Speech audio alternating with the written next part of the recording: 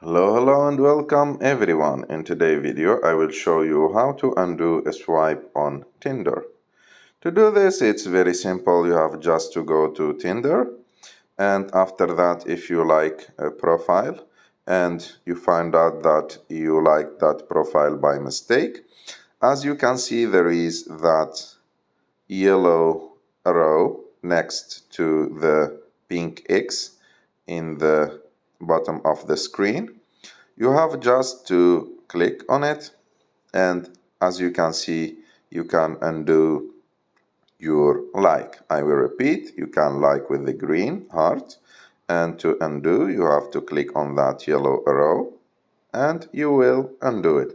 Of course, this option is a premium option, so if you are just using a free account, you can't use this option. I hope that you like this video. If you like this video, don't forget to subscribe to our channel, to like this video, and see you in the next one.